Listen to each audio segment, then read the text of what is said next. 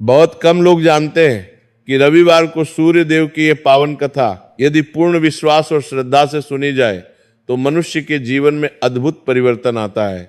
जीवन में चाहे कितनी भी विपत्तियां क्यों ना आए, चाहे कितने भी कष्ट क्यों ना हो, सूर्य भगवान की कृपा से सब कुछ संभव हो जाता है।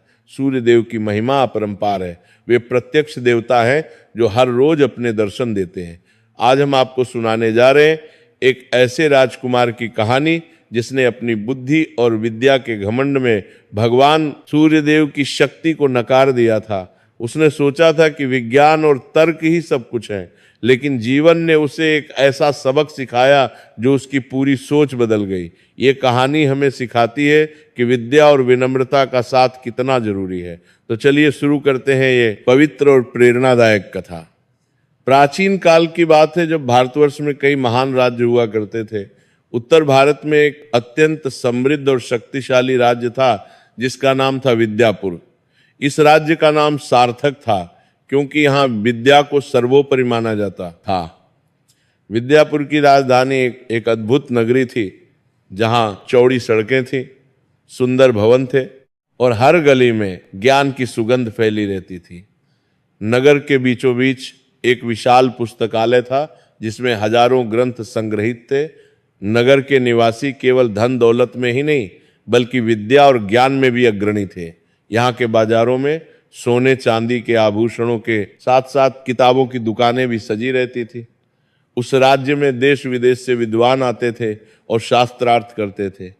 इन शास्त्रार्थों में कभी विजय होती तो कभी पराजय, लेकिन सबका एक ही उद्देश्य था, ज्ञान की वृद्धि। वहाँ की पाठशालाओं में वेद, उपनिषद, गणित, ज्योतिष, आयुर्वेद, संगीत, नृत्य और युद्ध कला सब कुछ सिखाया जाता था।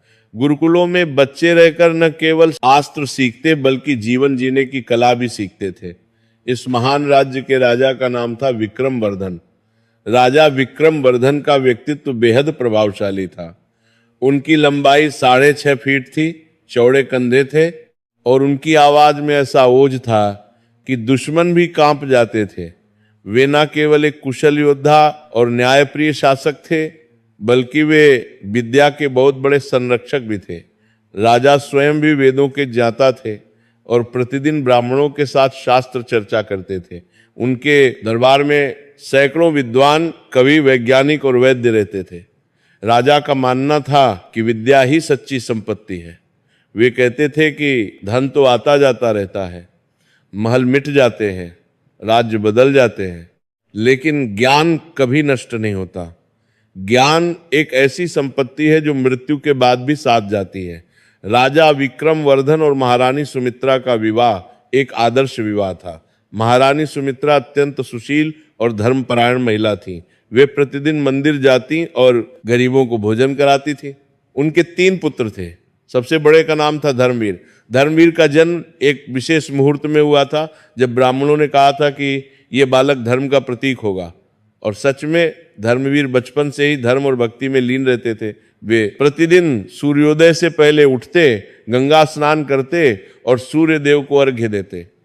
उनका मानना था कि सूर्य देव ही इस संसार के प्राण हैं, वे ही जीवन के आधार हैं। मझले बेटे का नाम था वीरसेन। वीरसेन युद्ध कला में पारंगत थे। उन्होंने बचपन से ही तलवार, धनुष, गदा और भाला चलाना सीख लिया था। वे अस्त्र शस्त्र चलाने में माहिर थे और राज्य की सेना का नेतृत्व करते थे। युद्ध के मैदान में उनकी वीरता की कहानियां हर किसी की जुबान पर होती थी, लेकिन सबसे प्रतिभाशाली और कुशाग्र बुद्धि वाले थे राजकुमार विद्याधर। विद्याधर में बचपन से ही असाधारण प्रतिभा थी। जब वे मात्र 3 वर्ष के थे तभी वे संस्कृत के श्लोक बोलने लगे थे। 5 वर्ष की उम्र में उन्होंने वेदों के कई श्लोक कंठस्थ कर लिए थे। उनके गुरु चकित रह जाते थे कि कोई बालक इतनी तेजी से कैसे सीख सकता है। 10 वर्ष की उम्र में उन्होंने गणित के ऐसे जटिल सवाल हल कर दिए जो बड़े बड़े विद्वान भी नहीं कर पाते थे। 15 वर्ष की आयु में विद्याधर ने एक विदेशी विद्वान को शास्त्रार्थ में पराजित कर दिया था। वे संस्कृत, प्राकृत, पाली और कई विदेशी भाषाओं के ज्ञाता बन गए थे। वे किसी भी ग्रंथ को एक बार पढ़कर याद कर लेते थे। अब जब वे 20 वर्ष के हुए थे तो उनकी विद्वता की चर्चा केवल विद्यापुर में ही नहीं बल्कि दूर दूर के राज्यों में भी फैल चुकी थी। पड़ोसी राज्यों के राजा भी कहते थे कि विद्याधर जैसा प्रतिभाशाली युवक सदियों में एक बार जन्म लेता है। राजकुमार विद्याधर का व्यक्तित्व भी बहुत प्रभावशाली था। वे दिखने में अत्यंत सुंदर थे। उनके काले घने बाल कंधों तक लहराते थे, तीखी नाक, चौड़ा माथा जो बुद्धि का प्रतीक था, और तेजस्वी आंखें जो किसी को भी मोहित कर देती थी। उनका रंग गेहुआ था और चेहरे पर प्राकृतिक तेज था। उनकी मुस्कान इतनी आकर्षक थी कि दरबारी उसे देखकर मंत्रमुग्ध हो जाते। उनके बोलने का ढंग इतना प्रभावी था कि जब वे दरबार में कुछ कहते तो सब चुपचाप सुनते रहते। उनकी आवाज में एक अजीब सा जादू था जो लोगों को बांध लेता था। विद्याधर न केवल शास्त्रों के ज्ञाता थे बल्कि तर्कशास्त्र में भी पारंगत थे। उन्होंने न्याय दर्शन का गहन अध्ययन किया था। किसी भी विषय पर वे घंटों बहस कर सकते थे और अपनी बात को इस तरह तर्कों से सिद्ध करते कि सामने वाला निरुत्तर हो जाता। उनकी स्मरण शक्ति अद्भुत थी। वे किसी भी घटना, तारीख या तथ्य को बिना किसी गलती के याद रख सकते थे। लेकिन इस साधारण प्रतिभा के साथ विद्याधर के अंदर एक बहुत बड़ा दोष भी पनप गया था। वह दोष था अहंकार का विष। जैसे जैसे विद्याधर की प्रतिभा बढ़ती गई वैसे वैसे उनका अहंकार भी बढ़ता गया। विद्याधर को अपनी बुद्धि और विद्या पर इतना घमंड हो गया था कि उन्हें लगने लगा कि वे सर्वज्ञ हैं, कि इस दुनिया में कोई भी उनसे अधिक बुद्धिमान नहीं है। उन्हें लगता था कि इस संसार में जो कुछ भी है वह तर्क और विज्ञान से समझा जा सकता है। धर्म, आस्था, भगवान, पूजा पाठ, ये सब उन्हें अंधविश्वास लगता था। वे सोचते थे कि ये सब अशिक्षित लोगों के लिए है जो तर्क नहीं समझते। जब उनके बड़े भाई धर्मवीर रोज सुबह उठकर सूर्यदेव की पूजा करते, घंटी बजाते, मंत्र उच्चारण करते, तो विद्याधर मन ही मन हंसते। वे सोचते कि मेरे भाई कितने भोले हैं। एक दिन जब धर्मवीर पूजा करके आए तो विद्याधर ने व्यंग्यात्मक लहजे में कहा, भैया आप रोज सुबह उठकर एक जलते हुए गैस के गोले को जल चढ़ाते हैं, क्या आपको नहीं लगता कि यह समय की बर्बादी है? सूर्य तो एक प्राकृतिक घटना है।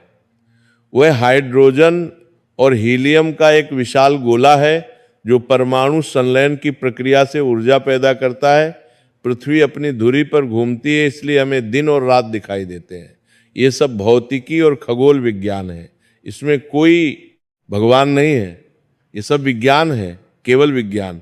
धर्मवीर ने विद्याधर की बात सुनी और उदास हो गए, लेकिन उन्होंने धैर्य से और बड़े प्यार से समझाने की कोशिश की। उन्होंने कहा, विद्याधर मेरे प्यारे भाई, तुम्हारी बुद्धि तेज है, ये सच है। तुम विज्ञान जानते हो, ये भी सत्य है। मैं तुम्हारी विद्वता का सम्मान करता हूं, लेकिन भाई विज्ञान केवल कैसे का उत्तर देता है, क्यों का नहीं। सूर्य घूमता है, यह विज्ञान बताता है, लेकिन इस पूरी व्यवस्था को बनाने वाली शक्ति कौन है? इस ब्रह्मांड में इतना सुंदर संतुलन किसने बनाया? यह विज्ञान नहीं बता सकता। वह परम शक्ति ही भगवान है। सूर्य देव प्रत्यक्ष देवता हैं, वे हर रोज हमें दर्शन देते हैं। उनकी उपासना से मन को शांति, जीवन में स्थिरता और आत्मा को तृप्ति मिलती है। लेकिन विद्याधर ने धर्मवीर की बात को हंसी में उड़ा दिया। उन्होंने कहा, भैया आप बहुत भावुक हैं, ये सब मन का भ्रम है, एक मनोवैज्ञानिक घटना है। आप भले इंसान हैं, इसलिए आपको शांति मिलती है, न कि किसी पूजा से। खैर, आप अपना काम कीजिए, मुझे अपनी किताबों में बहुत काम है। मुझे एक नया गणितीय सूत्र सिद्ध करना है। ये कहकर विद्याधर उठे और अपने कक्ष में चले गए, जहां सैकड़ों ग्रंथ और पांडुलिपियां बिखरी पड़ी थीं। राजा विक्रमवर्धन को अपने सबसे प्रतिभाशाली पुत्र की ये सोच बहुत चिंता में डाल देती थी। वे रात को नींद नहीं आती थी। वे सोचते रहते कि मेरा बेटा इतना प्रतिभाशाली है, लेकिन उसमें विनम्रता नहीं है। वे जानते थे कि बुद्धि और विद्या अच्छी चीजें हैं, ये ईश्वर का वरदान है, लेकिन अगर इनके साथ विनम्रता और आस्था ना हो तो ये अहंकार को जन्म देती है, और अहंकार मनुष्य का सबसे बड़ा शत्रु है। राजा ने कई बार विद्याधर को समझाने की कोशिश की। वे विद्याधर को अपने कक्ष में बुलाते और घंटों उनसे बातें करते। एक बार राजा ने कहा, बेटा विद्याधर, तुम बहुत प्रतिभाशाली हो, लेकिन याद रखो कि यह प्रतिभा भी ईश्वर की देन है। तुमने मेहनत की है, ये सच है, लेकिन मेहनत करने की शक्ति भी तो ईश्वर ने ही दी है। तुम्हें जो बुद्धि मिली है वो तुम्हारी अपनी कमाई नहीं है, ये एक उपहार है, इसलिए इस पर घमंड मत करो। लेकिन विद्याधर तर्क करते हुए बोले, पिताजी आप भी पुरानी सोच के हैं। मैंने दिन रात मेहनत की है। जब दूसरे बच्चे खेल रहे होते थे तब मैं किताबें पढ़ता था। मेरी बुद्धि मेरी अपनी मेहनत का फल है। राजा के तर्कों के आगे भी विद्याधर कभी नहीं झुके। राजा दुखी मन से सोचते कि काश मेरा बेटा समझ पाता। कुछ समय बाद राज्य में एक बहुत बड़ा यज्ञ आयोजित किया गया। ये यज्ञ राज्य की समृद्धि और प्रजा के कल्याण के लिए था। देश भर के विद्वान ब्राह्मण यज्ञ का उत्तरमन्य का यज्ञ का उद्देश्य था राज्य में सुख समृद्धि और शांति बनाए रखना, प्रकृति के देवताओं को प्रसन्न करना। यज्ञ की तैयारियां महीनों पहले से शुरू हो गई थी। विशाल यज्ञशाला बनाई गई थी। हजारों मन घी, अनाज और हवन सामग्री इकट्ठी की गई थी। राजा ने आदेश दिया कि पूरा राज परिवार यज्ञ में उपस्थित रहेगा। यह राज परिवार का कर्तव्य है। धर्मवीर और वीरसेन तो प्रसन्नता से तैयार हो गए। धर्मवीर ने तो यज्ञ की तैयारियों में भी मदद की, लेकिन जब विद्याधर को बुलाया गया तो उन्होंने साफ मना कर दिया। विद्याधर ने बड़ी बेरुखी से कहा, पिताजी मैं इस ढोंग में, इस पाखंड में भाग नहीं ले सकता। घी को आग में डालने से क्या होगा? वातावरण प्रदूषित होगा बस। ये सब अंधविश्वास है, मध्ययुगीन सोच है। इस पैसे से गरीबों को भोजन क्यों नहीं करवाया जाता? स्कूल क्यों नहीं खोले जाते? ये ज्यादा अच्छा होगा। राजा को अपने पुत्र की बात सुनकर बहुत दुख हुआ। उनकी आंखों में आंसू आ गए, लेकिन वे राजा थे, उन्हें अपनी भावनाएं छुपानी पड़ी। उन्होंने कठोर स्वर में कहा, विद्याधर तुम राजकुमार हो, ये हमारे कुल की परंपरा है, हमारी संस्कृति है। तुम्हारे पूर्वजों ने सदियों से ये परंपरा निभाई है, तुम्हें इसमें भाग लेना ही होगा। ये मेरा आदेश है, राजा का आदेश। विद्याधर मजबूरी में यज्ञ में शामिल तो हुए, लेकिन उनके चेहरे पर अनिच्छा, झुंझलाहट और व्यंग्य साफ झलक रहा था।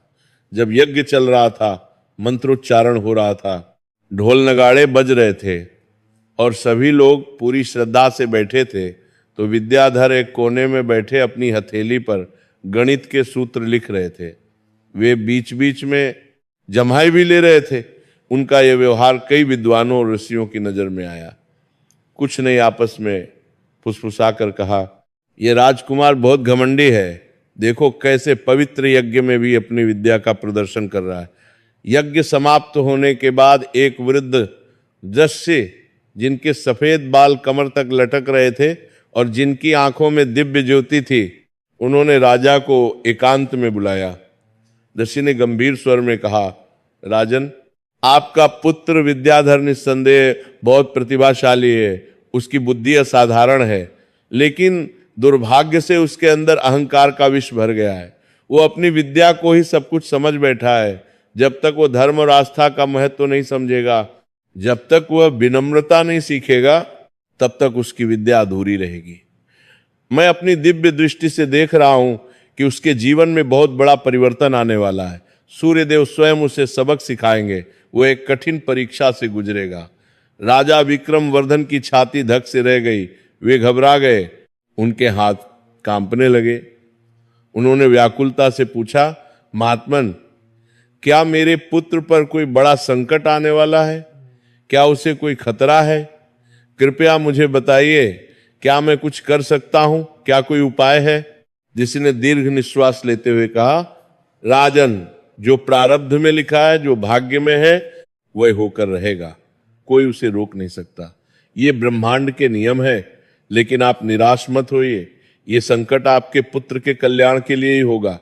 कभी कभी कठोर पाठ ही मनुष्य को सही राह दिखाते हैं। आग में तपकर ही सोना शुद्ध होता है। आप केवल सूर्य देव की प्रार्थना कीजिए कि वे आपके पुत्र पर कृपा रखें। प्रतिदिन सूर्य को अर्घ्य दीजिए। यह कहकर रस्सी अपने कमंडल और दंड लेकर वहां से चले गए। उनकी जटाएं हवा में लहरा रही थीं। उस दिन के बाद से राजा और रानी दोनों बहुत चिंतित रहने लगे। रानी सुमित्रा रात रात भर जागती रहती।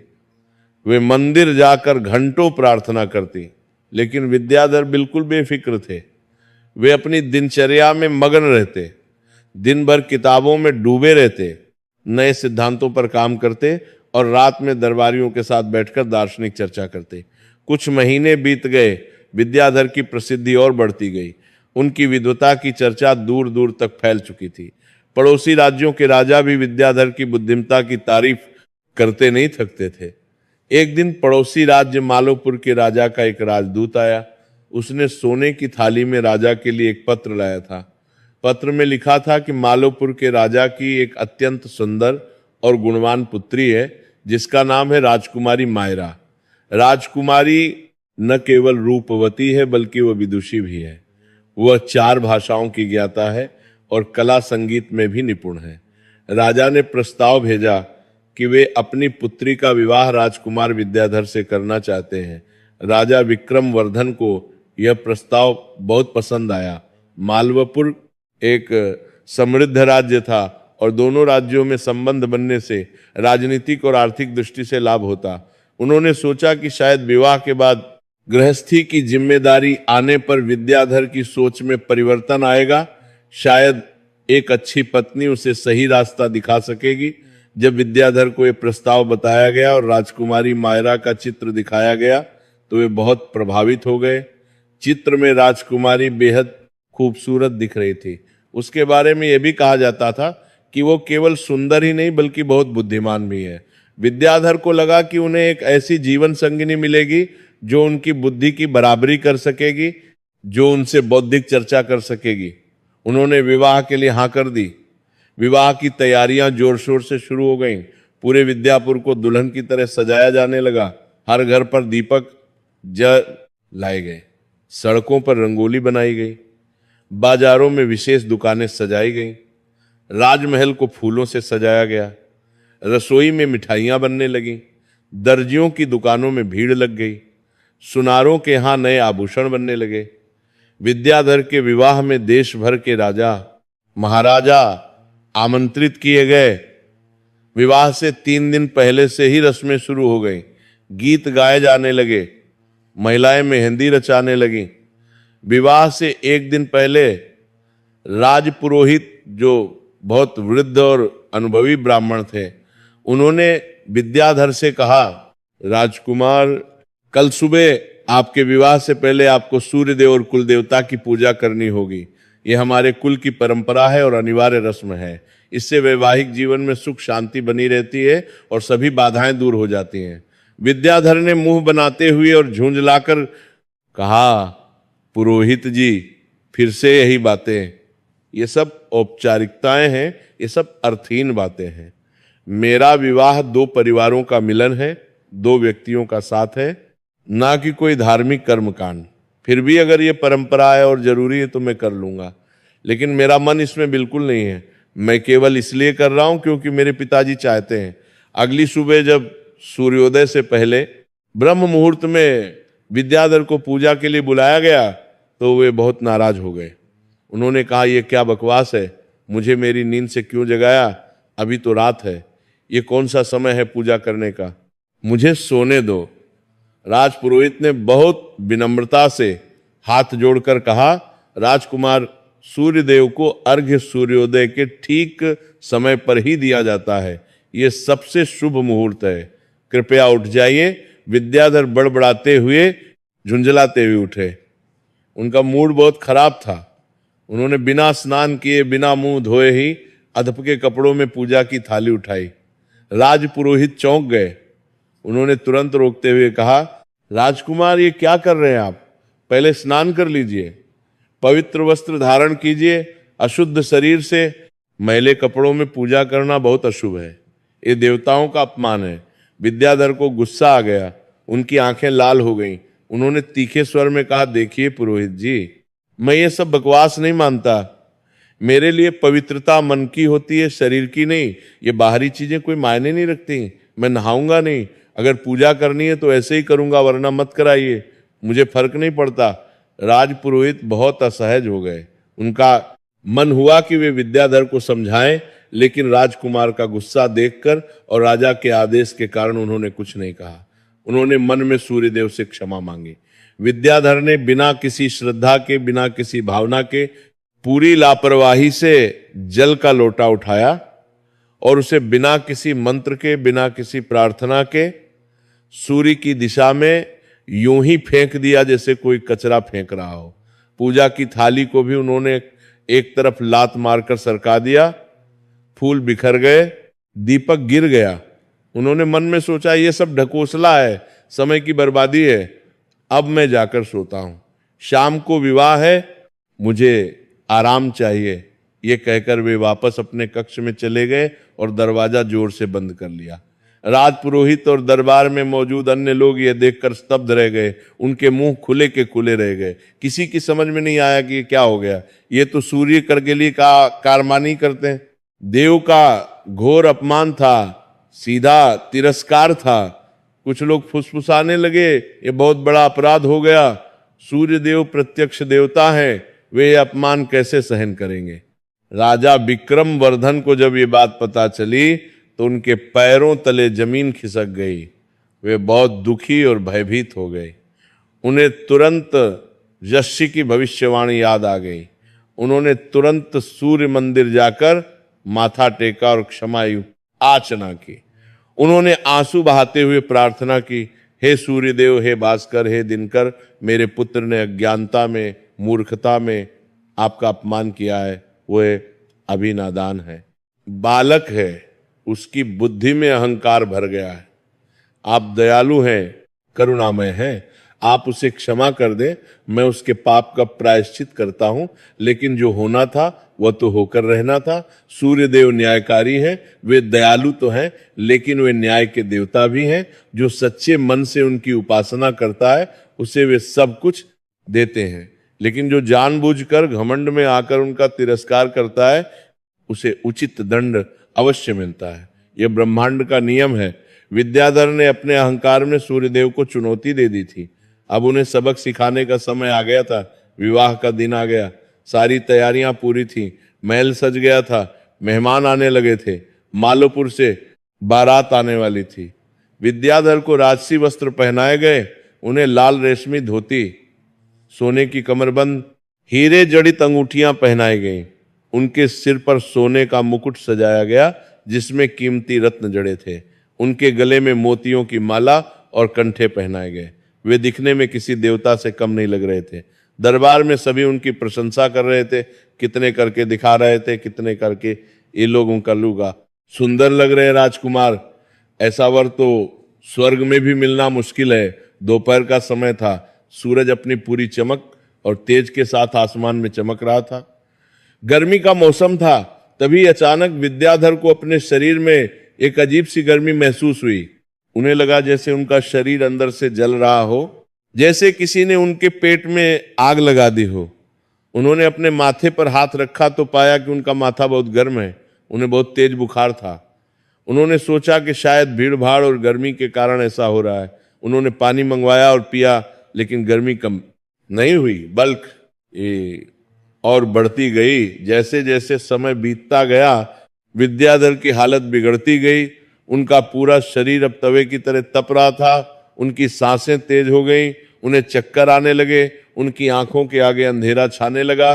राजवैद्य को तुरंत बुलाया गया। वैद्य जी दौड़े आए। उन्होंने जब राजकुमार की नब्ज देखी, जीभ देखी, आंखें देखी तो वे बहुत हैरान रह गए। उन्होंने चिंतित स्वर में कहा, महाराज, ये कोई साधारण बुखार नहीं है। राजकुमार का शरीर अंदर से जल रहा है। उनका तापमान इतना अधिक है कि मैंने ऐसा पहले कभी नहीं देखा, लेकिन मुझे इसका कारण समझ नहीं आ रहा। कोई बाहरी लक्षण नहीं है। राजा घबरा गए, उनके हाथ पैर ठंडे पड़ गए। उन्होंने कहा, कुछ भी करो लेकिन मेरे बेटे को ठीक करो। आज उसका विवाह है, मेहमान आ रहे हैं, बारात आने वाली है। वैद्य ने अपने झोले से कई औषधियां निकाली। उन्होंने ठंडे पानी की पट्टियां लगाई, जड़ी बूटियों का काढ़ा बनाया, लेकिन कोई असर नहीं हुआ। विद्याधर की हालत और खराब होती गई।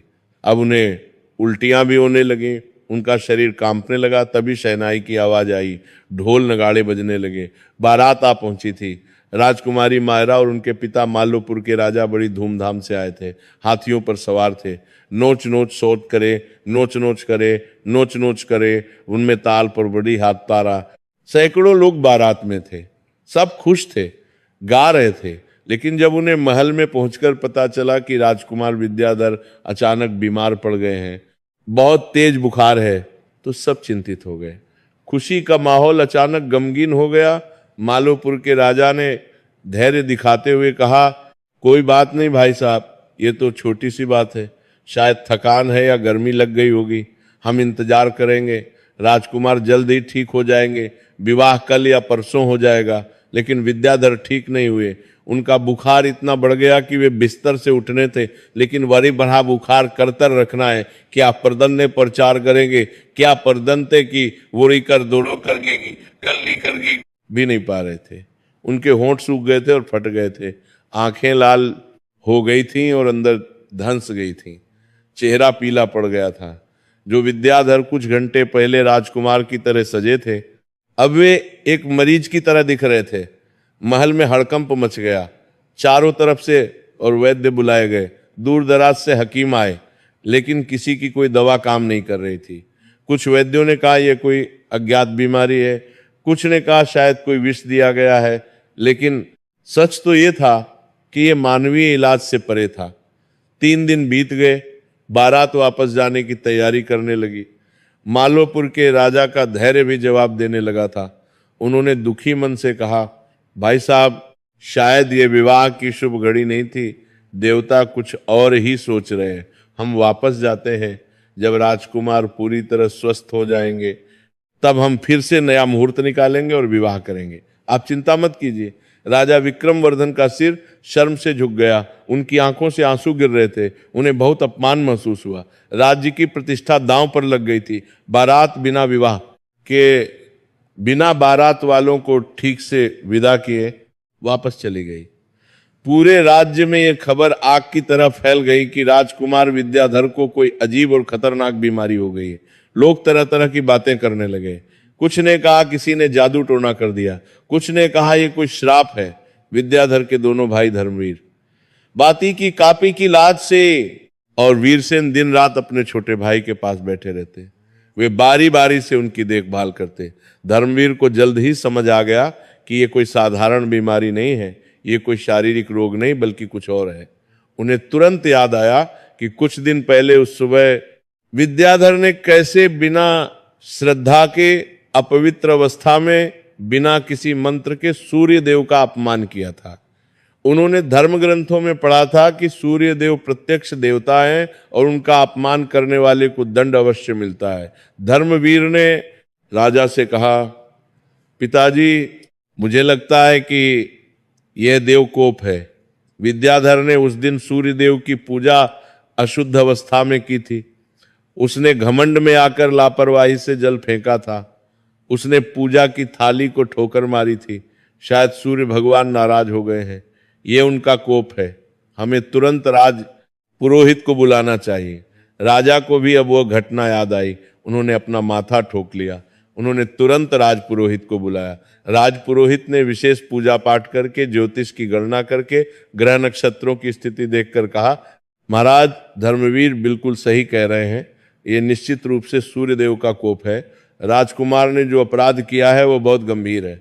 जब तक राजकुमार विद्याधर स्वयं सच्चे मन से, पूरी श्रद्धा से क्षमा नहीं मांगते और सूर्यदेव की आराधना नहीं करते, तब तक ये रोग ठीक नहीं होगा। बल्कि मेरा भय है कि ये और भी भयंकर रूप ले सकता है। समय रहते कुछ करना होगा। राजा और रानी दोनों तुरंत विद्याधर के कक्ष में गए। कक्ष में अंधेरा था और हवा भारी थी। विद्याधर बिस्तर पर पड़े थे। वे दर्द से कराह रहे थे। उनका शरीर पसीने से भीग गया था। रानी सुमित्रा ने आंसू भरी आंखों से, टूटे हुए दिल से विद्याधर का हाथ पकड़ा और कहा, बेटा, मेरे लाल, तुमने उस दिन सूर्यदेव का अपमान किया था। मैं तुम्हारी माँ हूं। मैं जानती हूं तुमने जानबूझकर नहीं किया, लेकिन बेटा, अब तुम उनसे माफी मांगो। सच्चे मन से उनकी पूजा करो, हाथ जोड़कर प्रार्थना करो। सूर्यदेव बहुत दयालु हैं, वे सबको माफ कर देते हैं, वे तुम्हें भी क्षमा कर देंगे। बस एक बार तुम्हें अपने अहंकार को छोड़ना होगा। विद्याधर ने कमजोर आवाज में आपको लेता है, एक तुम्हें बात तरह निकाराब कराना में, लेकिन फिर भी जिद के साथ कहा, माता जी, ये सब अंधविश्वास है। मुझे कोई वायरल इन्फेक्शन हुआ है, कोई बैक्टीरिया है शरीर में, कुछ दिनों में ठीक हो जाऊंगा, ये मेरा इम्यून सिस्टम वीक हो गया है, सूर्य देव वगैरह कुछ नहीं होता। ये सब आपकी कल्पना है। अपने बेटे की ये जिद सुनकर, इस हालत में भी उसका ये अहंकार देखकर राजा को बहुत गुस्सा आया और साथ ही बहुत दुख भी हुआ। उन्होंने कड़क आवाज में कहा, विद्याधर, तुम्हारी विद्या ने तुम्हें अंधा बना दिया है।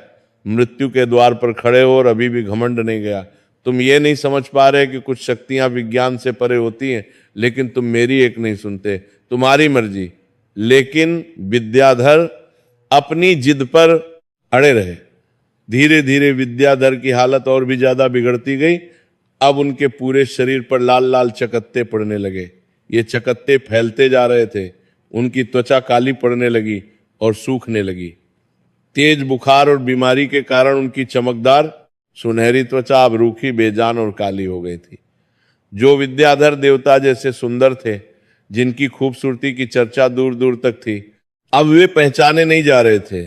उनके बाल झड़ने लगे, चेहरा सिकुड़ गया, आंखों के नीचे काले घेरे पड़ गए।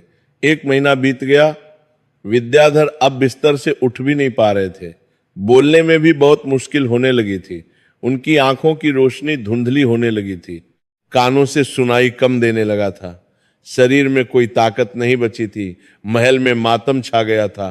कोई हंसता नहीं था। राजा रानी दिन रात रोते रहते। महारानी सुमित्रा ने खाना पीना छोड़ दिया था। वे सिर्फ पानी पीती थी और मंदिर में बैठी रहती थी। धर्मवीर और वीरसेन ने सूर्य मंदिर में जाकर अपने भाई के लिए विशेष पूजा करवाई। उन्होंने व्रत रखे। उन्होंने 108 बार सूर्य मंत्र का जाप किया। उन्होंने ब्राह्मणों को दान दिया। लेकिन राज्य पुरोहित ने कहा था कि जब तक विद्याधर खुद अपने मुंह से माफी नहीं मांगते, जब तक उनका हृदय परिवर्तन नहीं होता, तब तक सूर्य देव उन्हें माफ नहीं करने वाले थे। एक दिन रात के समय जब महल में सब सो रहे थे, गहरी रात थी, चारों ओर सन्नाटा था, तभी विद्याधर के कक्ष में एक अद्भुत और दिव्य घटना घटी।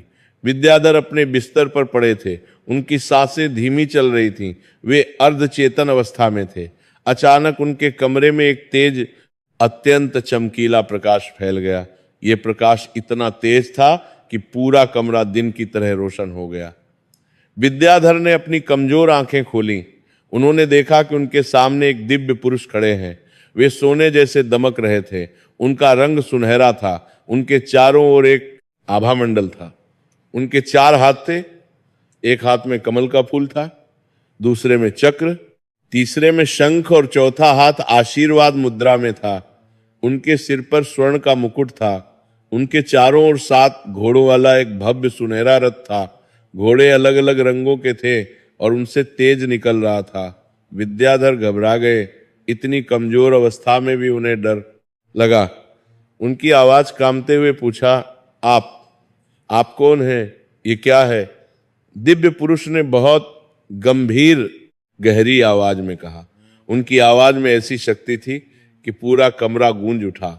मैं वही हूं जिसे तुमने अपना शत्रु बना लिया है। मैं वही हूं जिसका तुमने अपमान किया है। मैं सूर्य नारायण हूं। मैं आदित्य हूं। मैं दिनकर हूं। मैं भास्कर हूं। मैं वही हो गई हूं जिसे तुम एक गैस का गोला समझते हो, जिसे तुम केवल एक भौतिक पिंड मानते हो। विद्याधर को विश्वास नहीं हुआ। उनकी वैज्ञानिक सोच अभी भी काम कर रही थी। उन्होंने कहा, नहीं, ये मेरा भ्रम है। ये भ्रम है। बुखार के कारण मुझे दिखाई दे रहा है। मेरा दिमाग काम नहीं कर रहा ठीक से। सूर्यदेव मुस्कुराए। उनकी मुस्कान में करुणा थी लेकिन दृढ़ता भी थी। उन्होंने कहा, विद्याधर, तुम्हारी बुद्धि तेज है, ये सत्य है। तुमने बहुत ज्ञान प्राप्त किया है, लेकिन तुम्हारा अहंकार इतना बढ़ गया है कि तुम सत्य देखने से भी इनकार कर रहे हो। तुम सोचते हो कि तुम सब जानते हो। लेकिन विद्याधर, तुम ये भूल गए कि जो ज्ञान तुम्हें मिला है, जो बुद्धि तुम्हें मिली है, वो भी मेरी ही देन है। मैं प्रत्यक्ष देवता हूं। मैं ही जीवन का आधार हूं। मैं ही ऊर्जा का स्रोत हूं। मेरे बिना एक पत्ता भी नहीं हिल सकता। मेरे बिना कोई पौधा नहीं उग सकता। मेरे बिना यह संसार अंधकार में डूब जाएगा। लेकिन तुमने अपनी बुद्धि के घमंड में, अपने ज्ञान के अहंकार में मेरा अपमान किया। तुमने मुझे चुनौती दी। अब तुम्हें इसका फल भोगना होगा।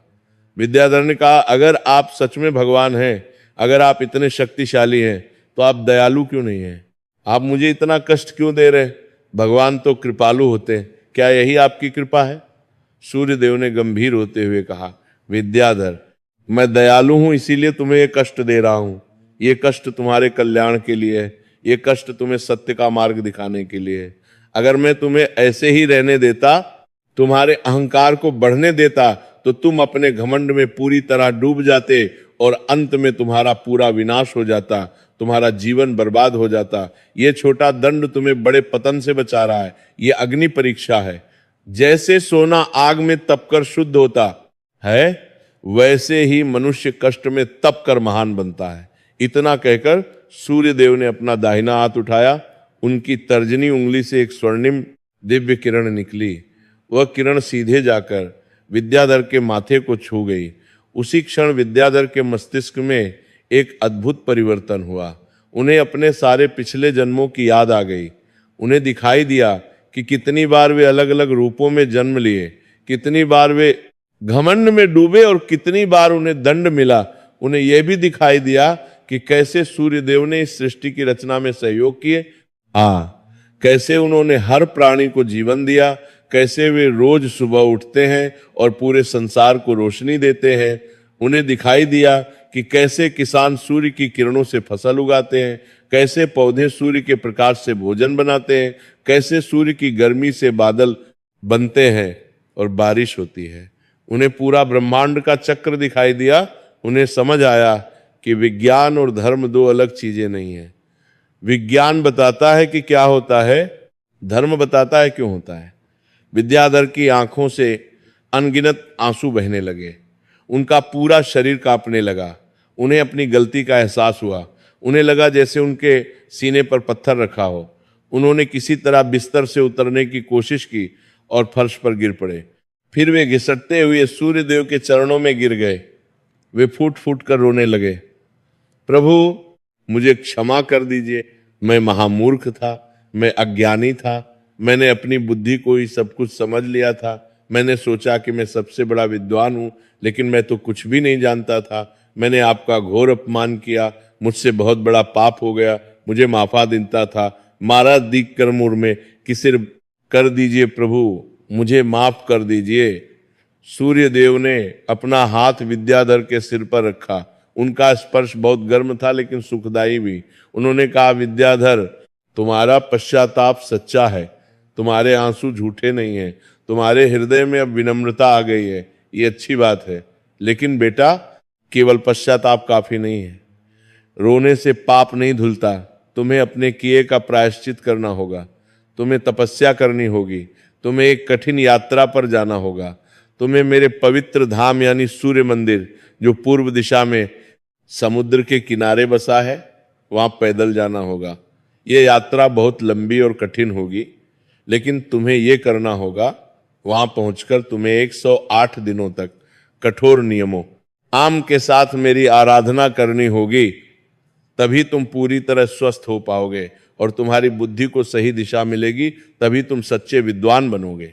विद्याधर ने रोते हुए कहा, प्रभु मैं आपका आदेश मानूंगा, मैं वह सब करूंगा जो आप कहेंगे, मैं कल ही सुबह निकल जाऊंगा। सूर्यदेव ने कहा, याद रखना विद्याधर, ये यात्रा केवल शरीर की नहीं बल्कि आत्मा की भी होगी। रास्ते में तुम्हें कई परीक्षाएं मिलेंगी, तुम्हें कठिनाइयों का सामना करना पड़ेगा। भूख प्यास, गर्मी सर्दी, दर्द और पीड़ा सब सहनी होगी। तुम्हें अपना अहंकार पूरी तरह त्यागना होगा, तुम्हें विनम्रता सीखनी होगी, तभी तुम मुझे पा सकोगे। और हां, याद रखना, ये यात्रा तुम्हें अकेले ही करनी है, कोई तुम्हारे साथ नहीं जा सकता। इतना कहकर सूर्यदेव धीरे धीरे अंतर्ध्यान हो गए। उनका प्रकाश धुंधला पड़ता गया और फिर गायब हो गया। विद्याधर का कक्ष फिर से अंधेरे में डूब गया, केवल दीपक की मध्यम रोशनी थी। विद्याधर वहीं जमीन पर पड़े रो रहे थे। वे घंटों रोते रहे। उनके जीवन में पहली बार उन्हें अपनी गलती का सच्चा एहसास हुआ था। पहली बार उन्हें अपनी असलियत पता चली थी। पहली बार उन्हें एहसास हुआ कि वे कितने छोटे हैं, कितने नगण्य हैं इस विशाल ब्रह्मांड में। अगली सुबह जब सूरज की पहली किरण विद्याधर के कमरे में आई तो विद्याधर ने अपनी आंखें खोली। उन्हें लगा जैसे उनके शरीर में थोड़ी ताकत आ गई है, बुखार थोड़ा कम लग रहा था, दर्द थोड़ा कम था। उन्होंने किसी तरह बिस्तर से उठने की कोशिश की।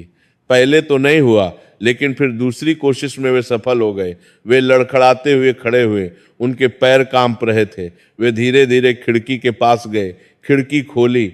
बाहर का दृश्य कितना सुंदर था। पक्षी चहचहा रहे थे, हवा चल रही थी और आसमान में सूरज उग रहा था। विद्याधर ने उगते हुए सूरज को देखा। पहली बार उन्होंने सूरज को वो प्रेम और श्रद्धा से देखा। पहली बार उन्हें सूरज में भगवान दिखाई दिए। उन्होंने हाथ जोड़े, उनकी आंखें फिर से भर आईं। उन्होंने कांपती हुई आवाज में प्रार्थना की, हे सूर्यदेव, हे प्रभु, हे दिनकर, मैं आपका दास हूं, मैं आपका सेवक हूं, मुझे अपनी शरण में ले लीजिए, मुझे अपना बना लीजिए। विद्याधर ने आंसू बहाते हुए, कांपते हुए, लेकिन पूरी श्रद्धा से प्रार्थना की। ये उनकी जीवन की पहली सच्ची प्रार्थना थी। दासियों ने जब सुबह कक्ष में आकर देखा कि राजकुमार बिस्तर से उठ गए हैं और खिड़की के पास खड़े हैं तो वे चौंक गईं। वे खुशी से चिल्ला पड़ी, राजकुमार उठ गए, राजकुमार उठ गए। वे दौड़कर राजा रानी को बुलाने गईं। राजा विक्रमवर्धन और रानी सुमित्रा, जो अभी सो भी नहीं पाए थे, रात भर जागे थे, वे ये खबर सुनकर खुशी से पागल हो गए। वे भागते हुए आए। महारानी ने अपनी साड़ी भी ठीक से नहीं पहनी थी। जब उन्होंने देखा कि उनका बेटा सच में खड़ा है तो उनकी खुशी का ठिकाना न रहा। बेटा, तुम उठ गए, भगवान का लाख लाख शुक्र है। तुम्हारी तबीयत कैसी है? रानी ने रोते हुए पूछा। विद्याधर ने तुरंत अपने माता पिता के चरण छुए। उन्होंने साष्टांग प्रणाम किया। फिर उन्होंने कहा, माताजी, पिताजी, मुझे क्षमा कर दीजिए। मैंने आपकी बात नहीं मानी, मैंने आपको दुख दिया, मैंने अपने अहंकार में सूर्य देव का अपमान किया। मैंने सोचा था कि मैं बहुत बड़ा विद्वान हूं, लेकिन मैं तो मूर्ख था। लेकिन अब मुझे सब समझ आ गया है। रात में सूर्य देव ने मुझे दर्शन दी। उन्होंने मुझे आदेश दिया है, मुझे एक यात्रा पर जाना है। विद्याधर ने अपने माता पिता को पूरी रात की घटना विस्तार से सुनाई। सूर्यदेव के दर्शन, उनका संदेश, यात्रा का आदेश, सब कुछ बताया। राजा और रानी दोनों हैरान रह गए। उनकी आंखों में आंसू थे, लेकिन वे खुशी के आंसू थे। उन्हें लगा कि उनका बेटा बच गया। सूर्य देव की कृपा हो गई। राजा ने कहा, बेटा, तुम अभी इतने बीमार हो, तुम्हारा शरीर इतना कमजोर है, तुम इतनी लंबी यात्रा कैसे कर पाओगे? कम से कम कुछ दिन रुक जाओ, ठीक से स्वस्थ हो जाओ, फिर जाना। लेकिन विद्याधर ने दृढ़ता से कहा, पिताजी, ये सूर्य देव का आदेश है, मैं एक पल भी देर नहीं कर सकता, मुझे आज ही जाना होगा। मुझे विश्वास है कि सूर्य देव मेरी रक्षा करेंगे, वे मुझे शक्ति देंगे, मैं जा सकूंगा। धर्मवीर और वीरसेन भी वहां आ गए। उन्हें भी खबर मिल गई थी। धर्मवीर ने भावुक होकर कहा, छोटे भाई, मैं बहुत खुश हूं कि तुम्हें ज्ञान मिल गया, लेकिन ये यात्रा बहुत कठिन है। मैं तुम्हारे साथ चलता हूं, तुम अकेले कैसे जाओगे? मैं तुम्हारी देखभाल करूंगा। वीरसेन ने भी कहा, हाँ भाई, मैं भी चलूंगा, मैं तुम्हारी रक्षा करूंगा रास्ते में। लेकिन विद्याधर ने दोनों को मना कर दिया। उन्होंने कहा, भैया, आप दोनों की बहुत कृपा है, लेकिन सूर्य देव ने कहा है कि ये यात्रा मुझे अकेले ही करनी है। ये मेरी परीक्षा है, ये मेरी तपस्या है, मुझे अकेले ही जाना होगा। आप सब यही मेरे लिए प्रार्थना कीजिए। आप सब रोज सूर्यदेव से प्रार्थना कीजिए कि वे मेरी रक्षा करें। अगले दिन सुबह जब सूरज उगा, विद्याधर ने स्नान किया। उन्होंने अपने सारे राजसी वस्त्र उतार दिए। उन्होंने साधारण सफेद धोती और सफेद कुर्ता पहना। उन्होंने अपने सारे आभूषण, अंगूठियां, कंठे, मुकुट, सब कुछ उतार दिया। उन्होंने एक छोटी सी पोटली में थोड़ा सा सूखा भोजन, कुछ रोटियां और गुड़ और पानी की एक छोटी कुप्पी रखी। बस यही उनका सामान था। उन्होंने फिर से अपने माता पिता के चरण छुए। महारानी सुमित्रा उन्हें जाने नहीं दे रही थी। वे बार बार उन्हें गले लगा रही थी और रो रही थी। बेटा, खाना ठीक से खाना, रास्ते में ध्यान रखना, किसी से लड़ाई मत करना, जल्दी वापस आ जाना। विद्याधर ने अपनी मां को सांत्वना दी, माता जी आप चिंता मत कीजिए, सूर्य देव मेरे साथ हैं, मैं जल्द ही लौट आऊंगा। फिर उन्होंने पूर्व दिशा की ओर प्रणाम किया और चल पड़े। राजा रानी और दोनों भाई महल के मुख्य द्वार पर खड़े होकर विद्याधर को जाते हुए देख रहे थे। विद्याधर बिना पीछे मुड़े चलते जा रहे थे। रानी सुमित्रा की आंखों से लगातार आंसू बह रहे थे। राजा ने उन्हें सांत्वना देते हुए खुद भी रोते हुए कहा, चिंता मत करो, सूर्य देव की कृपा से हमारा बेटा जल्द ही लौट आएगा और वो पहले से बेहतर इंसान बनकर आएगा, वो सच्चा विद्वान बनकर आएगा। विद्याधर चलते चलते नगर के बाहर पहुंच गए। जो लोग उन्हें पहचानते थे वे हैरान थे। ये तो पूरी करते हैं वृतारवंते आज पर मेरे देवपुरी राजकुमार विद्याधर हैं। लेकिन ये इस हाल में, इन साधारण कपड़ों में और अकेले कहाँ जा रहे हैं? लोग आपस में फुसफुसाते, लेकिन विद्याधर ने किसी से कुछ नहीं कहा। वे बस चलते रहे। उनकी आंखें सड़क पर थीं।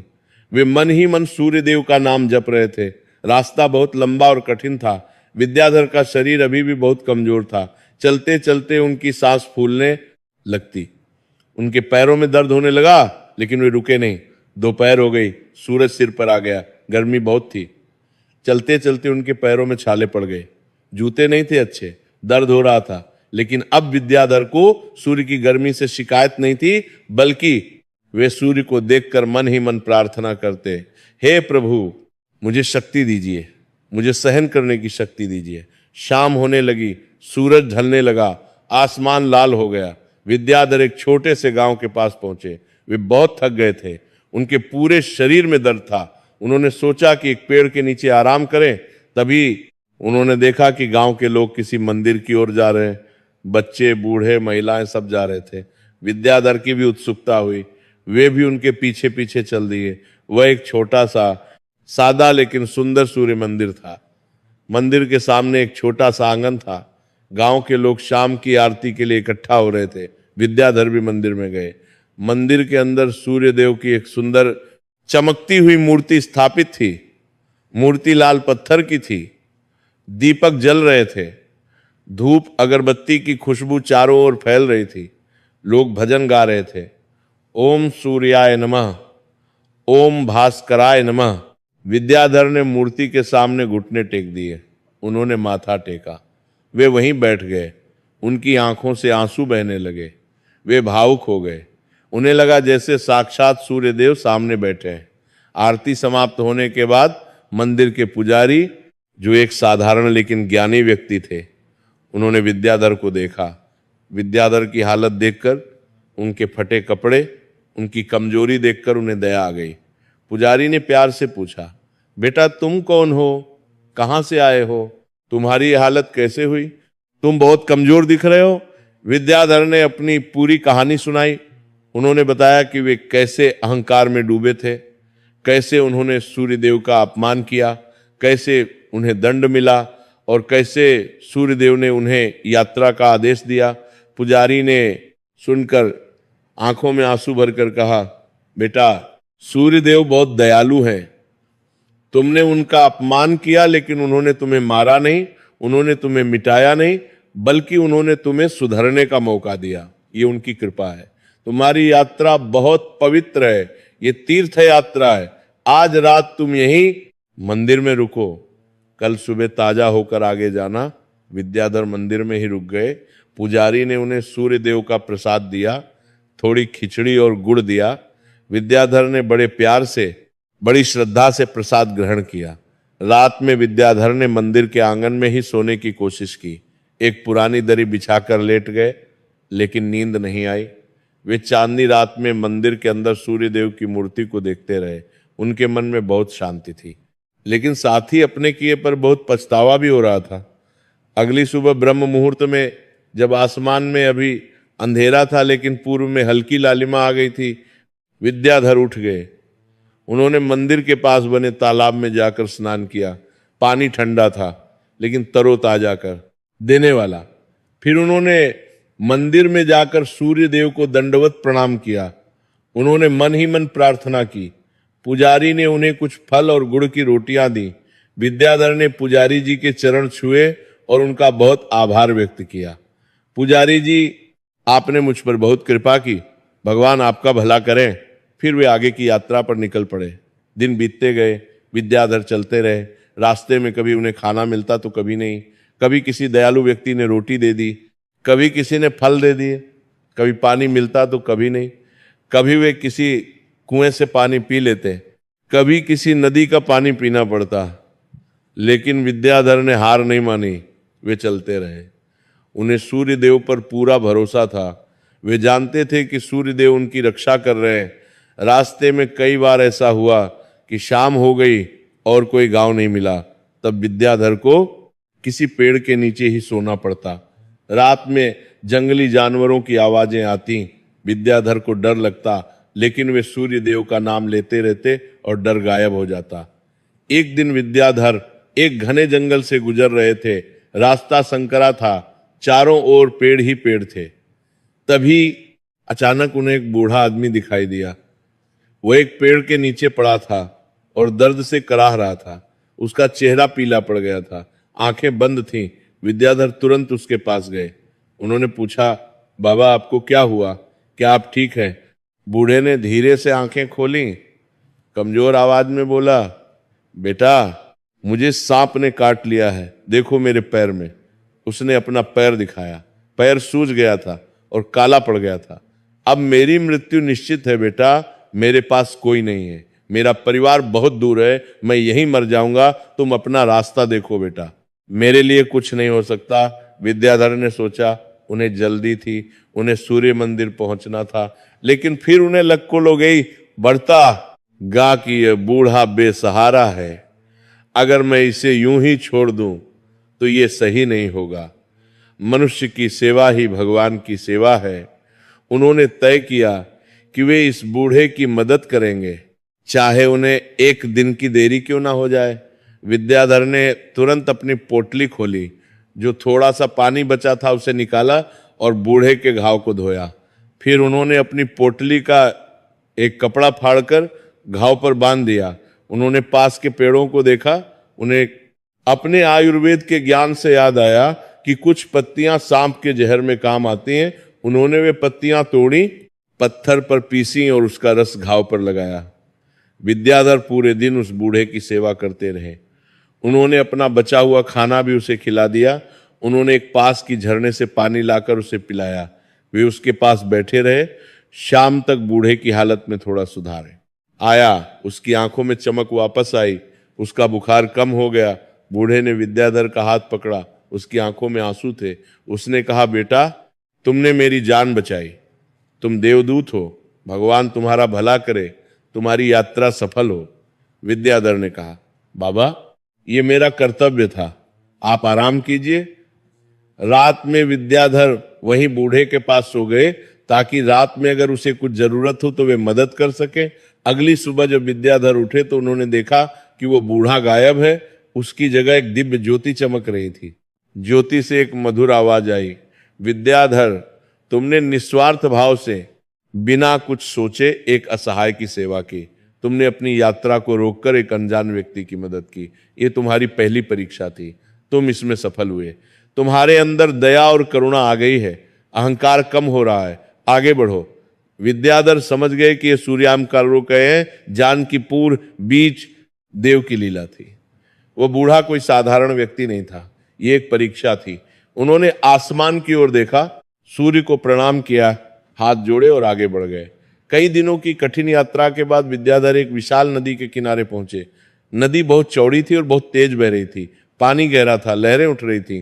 कोई नाव नहीं थी, कोई पुल नहीं था। विद्याधर सोच में पड़ गए। वे तैर तो सकते थे, लेकिन धारा इतनी तेज थी कि डर था कि वे बह जाएंगे।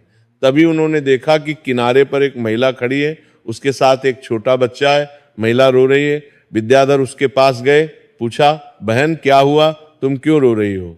महिला ने रोते हुए कहा, भैया मेरी माँ बहुत बीमार है, वे नदी के उस पार वाले गांव में है, मुझे जल्दी से जाना है, लेकिन मुझे तैरना नहीं आता और इतनी तेज धारा है।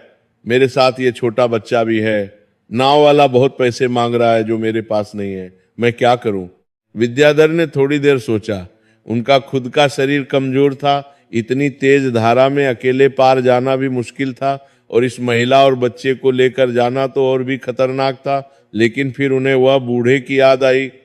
उन्होंने सोचा कि मनुष्यता सबसे बड़ा धर्म धर्मे कुर्बी तगमे कार्ती कार्ती करने कार्ती करने कार्ती कार्ती कार्ती कार्ती कार्ती कार्ती कार्ती कार्ती है। विद्याधर ने कहा, बहन चिंता मत करो, मैं तुम्हारी मदद करूंगा, हम साथ नदी पार करेंगे।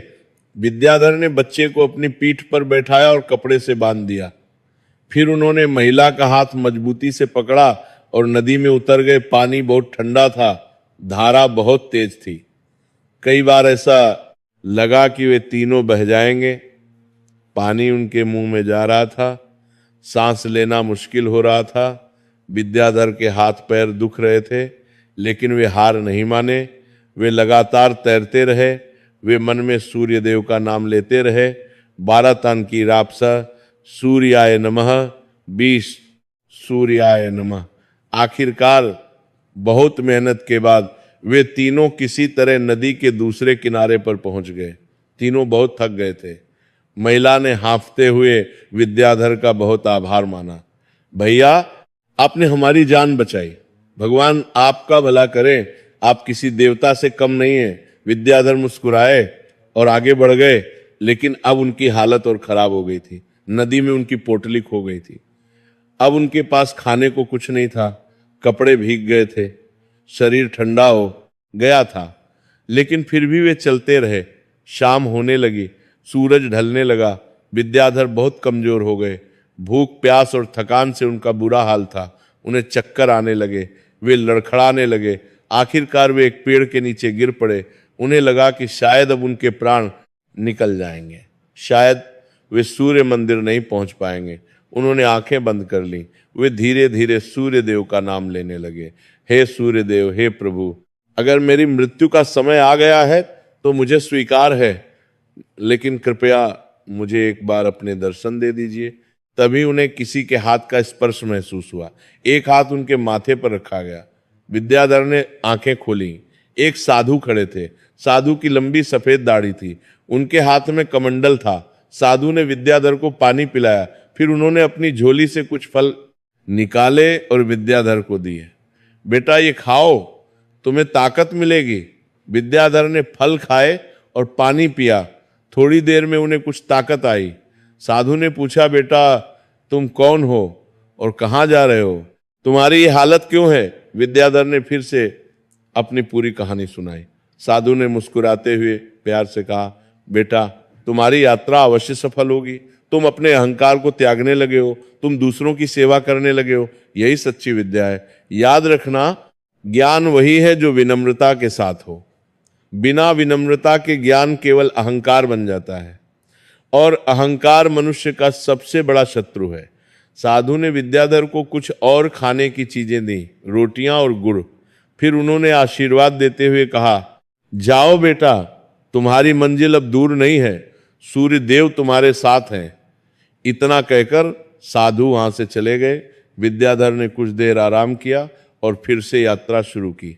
कई हफ्तों की अत्यंत कठिन यात्रा के बाद, असंख्य कष्ट सहने के बाद आखिरकार एक दिन विद्याधर समुद्र के किनारे पहुंच गए। उन्होंने जब समुद्र देखा तो उनकी खुशी का ठिकाना न रहा। समुद्र की लहरें किनारे से टकरा रही थीं, हवा चल रही थी, और दूर समुद्र के किनारे एक विशाल भव्य मंदिर था। वह सूर्य मंदिर था।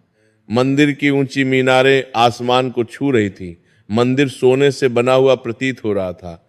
सूरज की रोशनी में पूरा मंदिर चमक रहा था।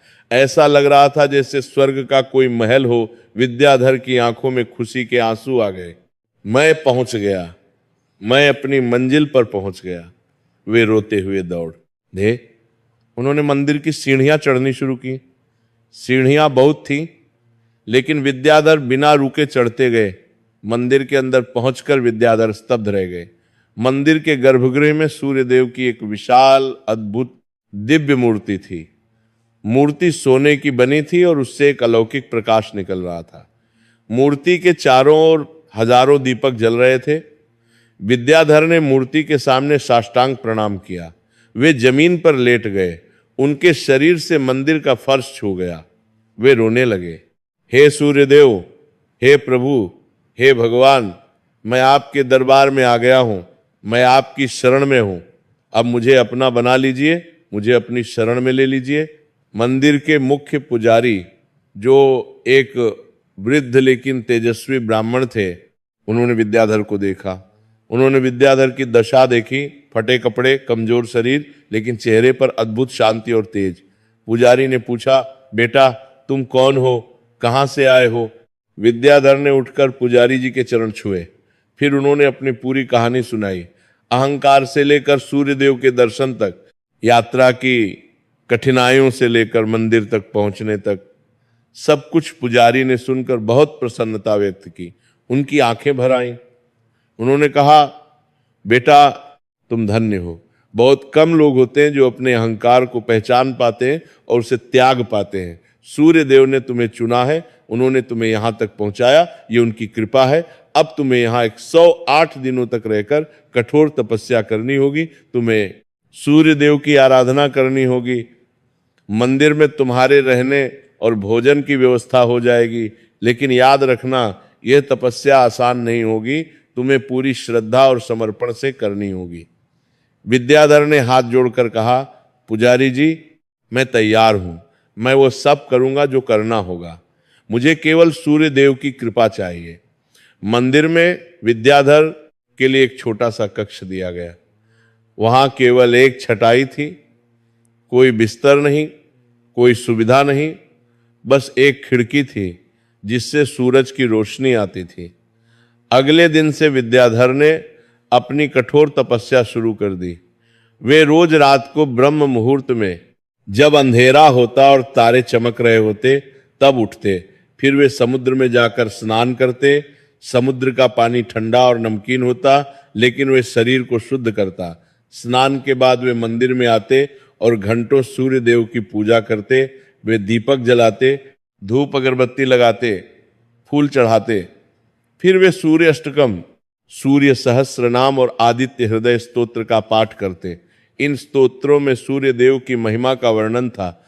विद्याधर इन्हें पहले भी जानते थे, लेकिन अब पहली बार वे इनका सही अर्थ समझ रहे थे। पहली बार उन्हें इन मंत्रों की शक्ति का एहसास हो रहा था। सूर्योदय के समय विद्याधर समुद्र के किनारे खड़े होकर सूर्य को अर्घ्य देते।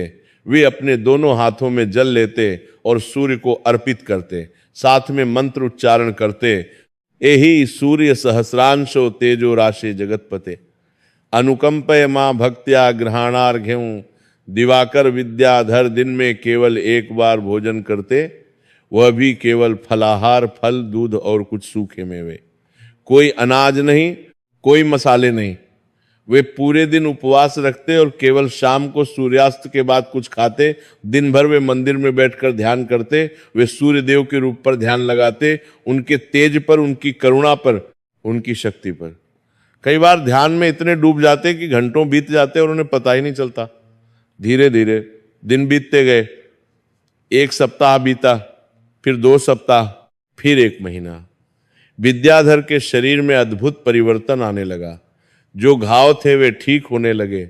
जो काली पड़ी त्वचा थी वह धीरे धीरे अपना रंग पाने लगी। उनकी त्वचा की रंगत वापस आने लगी। जो बाल झड़ गए थे वे फिर से उगने लगे। उनकी आंखों में फिर से चमक आ गई। जो कमजोरी थी वो दूर होने लगी। शरीर में ताकत आने लगी। लेकिन सबसे बड़ा परिवर्तन उनके मन में, उनकी आत्मा में आया। अब उनमें अहंकार की जगह विनम्रता आ गई थी। अब वे सोचते थे कि मैं कितना छोटा हूं, कितना नगण्य हूं, इस विशाल ब्रह्मांड में मेरा क्या महत्व है। जो ज्ञान मुझे मिला है वह ईश्वर की कृपा है, मेरी अपनी उपलब्धि नहीं। अब उन्हें लगने लगा कि विद्या का असली उद्देश्य दिखावा करना या दूसरों को नीचा दिखाना नहीं, बल्कि दूसरों की सेवा करना है। ज्ञान इसलिए है कि हम समाज का कल्याण कर सकें, दूसरों की मदद कर सकें। विद्याधर मंदिर के अन्य भक्तों की सेवा करने लगे। जो बीमार होते उनकी देखभाल करते, अपने आयुर्वेद के ज्ञान से उन्हें दवाइयां बनाकर देते। जो गरीब होते उन्हें भोजन कराते, जो अनपढ़ बच्चे होते उन्हें पढ़ाते। लेकिन अब वे यह सब बिना किसी अहंकार के, बिना किसी दिखावे के करते। वे सोचते कि ये तो मेरा कर्तव्य है, इसमें बड़ाई की क्या बात है। विद्याधर ने अपनी विद्या का सही उपयोग करना सीख लिया था। अब वे अपने ज्ञान का उपयोग दूसरों को नीचा दिखाने के लिए नहीं बल्कि दूसरों को ऊपर उठाने के लिए करते थे। 98 दिन बीत गए, विद्याधर अब पूरी तरह स्वस्थ हो गए थे। उनका शरीर पहले से भी अधिक तेजस्वी हो गया था। उनके चेहरे पर एक दिव्य तेज आ गया था। जो भी उन्हें देखता वह कहता, ये कोई साधारण व्यक्ति नहीं है, इसमें कुछ खास बात है। 99वें दिन की सुबह जब विद्याधर समुद्र में स्नान कर रहे थे, सूर्योदय हो रहा था, तो उन्हें फिर से सूर्यदेव के दर्शन हुए। इस बार सूर्यदेव और भी अधिक प्रसन्न दिख रहे थे। उनके चेहरे पर मुस्कान थी, उनकी आभा और भी तेज थी। सूर्यदेव ने प्रसन्न मुद्रा में आशीर्वाद देते हुए कहा, विद्याधर मेरे पुत्र, तुमने अपनी यात्रा सफलता पूर्वक पूरी की। तुमने सभी परीक्षाएं पास कर ली। तुमने अपने अहंकार को जीत लिया। तुमने विनम्रता सीख ली। तुमने सेवा का महत्व समझ लिया। अब तुम सच्चे विद्वान बन गए हो। अब तुम्हारी विद्या पूर्ण हो गई है। मैं तुम पर बहुत प्रसन्न हूं। विद्याधर ने समुद्र में खड़े होकर पानी में हाथ जोड़कर कहा, प्रभु ये सब आपकी कृपा है, मैं तो केवल आपका दास हूं। आपने मुझ पर इतनी कृपा की, मुझे सही रास्ता दिखाया, मैं आपका आजीवन क्षणी रहूंगा। सूर्यदेव ने कहा, विद्याधर अब तुम्हारी परीक्षा पूरी हो गई है, तुम्हारी तपस्या सफल हो गई है। अब तुम वापस अपने घर जा सकते हो। तुम्हारे माता पिता तुम्हारा इंतजार कर रहे हैं। लेकिन याद रखना, मेरी बातें विद्या और बुद्धि ईश्वर की देन है। इनका उपयोग हमेशा दूसरों की भलाई के लिए, लोक कल्याण के लिए करना। कभी घमंड मत करना। घमंड मनुष्य को नष्ट कर देता है। जो व्यक्ति विनम्र रहता है, जो दूसरों की सेवा करता है, उसके जीवन में सूर्य की तरह तेज बना रहता है, उसका जीवन सफल होता है। विद्याधर ने रोते हुए कहा, प्रभु मैं आपको वचन देता हूं, मैं प्रतिज्ञा करता हूं कि अब से मैं अपनी विद्या का उपयोग केवल लोक कल्याण के लिए, समाज की भलाई के लिए करूंगा। मैं रोज आपकी उपासना करूंगा। मैं हर रविवार को व्रत रखूंगा। मैं कभी अहंकार नहीं करूंगा। मैं हमेशा विनम्र रहूंगा। सूर्यदेव ने प्रसन्न होकर, बहुत खुश होकर विद्याधर को आशीर्वाद दिया। उन्होंने अपना दाहिना हाथ विद्याधर के माथे पर रखा। उनके स्पर्श से विद्याधर के शरीर में एक अद्भुत दिव्य ऊर्जा का संचार हुआ। ऐसा लगा जैसे बिजली का करंट दौड़ गया हो। विद्याधर का पूरा शरीर सोने की तरह चमकने लगा। उनके चेहरे पर अलौकिक तेज आ गया। उनकी आंखों में एक अद्भुत चमक आ गई। अब वे पहले से भी अधिक सुंदर और तेजस्वी लग रहे थे। सूर्यदेव ने कहा, जाओ बेटा, अब तुम्हारा जीवन सफल होगा। तुम्हारी सारी मनोकामनाएं हम पूरी होंगी। तुम्हारा विवाह भी शीघ्र संपन्न होगा। तुम्हारी पत्नी और तुम मिलकर धर्म और विद्या का प्रचार करोगे। तुम्हारे राज्य में सुख समृद्धि छा जाएगी। तुम एक आदर्श राजा बनोगे। लोग तुम्हारी कहानी सदियों तक याद रखेंगे। जाओ, मेरा आशीर्वाद तुम्हारे साथ है। इतना कहकर सूर्यदेव धीरे धीरे अंतर्ध्यान हो गए। उनकी रोशनी फैलती गई और फिर आसमान में मिल गई। विद्याधर की आंखों से खुशी और कृतज्ञता के आंसू बह रहे थे। उनका हृदय प्रेम और भक्ति से भर गया था। विद्याधर ने उसी दिन मंदिर में जाकर अंतिम बार पूजा की। उन्होंने सूर्यदेव की मूर्ति के सामने घंटों बैठकर ध्यान किया। उन्होंने मंदिर के पुजारी और सभी लोगों से विदा ली। सबने उन्हें आशीर्वाद दिया। पुजारी ने कहा, बेटा तुमने जो तपस्या की है वो अद्भुत है। तुम धन्य हो। अब जाओ और अपने जीवन को सफल बनाओ। विद्याधर ने वापसी की यात्रा शुरू कर दी। इस बार की यात्रा पहले जैसी कठिन नहीं थी। विद्याधर के शरीर में अब इतनी शक्ति थी, इतनी ऊर्जा थी कि वे दिन भर चल सकते थे और थकान महसूस नहीं होती थी। उनके पैरों में छाले नहीं पड़ते थे। भूख प्यास भी कम लगती थी। रास्ते में जहां भी वे रुकते, जिस गांव में जाते, लोग उनके तेज को देखकर, उनके चेहरे पर दिव्य आभा देखकर बहुत प्रभावित हो जाते। कई लोग उन्हें किसी ऋषि या महात्मा समझकर उनके चरण छूते और आशीर्वाद मांगते। विद्याधर बड़ी विनम्रता से कहते, मैं कोई महात्मा नहीं हूं, मैं तो एक साधारण यात्री हूं। आप सब सूर्यदेव की पूजा कीजिए, वही सबके रक्षक हैं। कुछ ही हफ्तों में बहुत तेजी से विद्याधर अपने राज्य विद्यापुर की सीमा पर पहुंच गए। जब वे नगर के द्वार पर पहुंचे तो द्वारपालों ने उन्हें देखा। पहले तो वे पहचान नहीं पाए। ये चमकता हुआ तेजस्वी व्यक्ति कौन है? लेकिन जब विद्याधर ने अपना परिचय दिया, मैं राजकुमार विद्याधर हूं, तो दैत्य द्वारपाल दंग रह गए। एक द्वारपाल तुरंत दौड़ता हुआ महल में गया। वो सीधे राजा के पास गया और खुशी से चिल्लाया, महाराज महाराज, राजकुमार विद्याधर लौट आए हैं, वे नगर द्वार पर हैं। ये खबर सुनते ही राजा विक्रमवर्धन, रानी सुमित्रा, धर्मवीर और वीरसेन सभी दौड़ते हुए महल से बाहर आए। उन्होंने परवाह नहीं की कि वे क्या पहने हैं, कैसे दिख रहे हैं। वे बस भागते हुए नगर द्वार पर पहुंचे। जब उन्होंने विद्याधर को देखा तो उनकी खुशी का ठिकाना न रहा। रानी सुमित्रा रोते हुए चिल्लाते हुए अपने बेटे की ओर दौड़ी, मेरा बेटा, मेरा लाल, तुम वापस आ गए, भगवान का लाख लाख शुक्र है। उन्होंने विद्याधर को बहुत जोर से गले लगाया।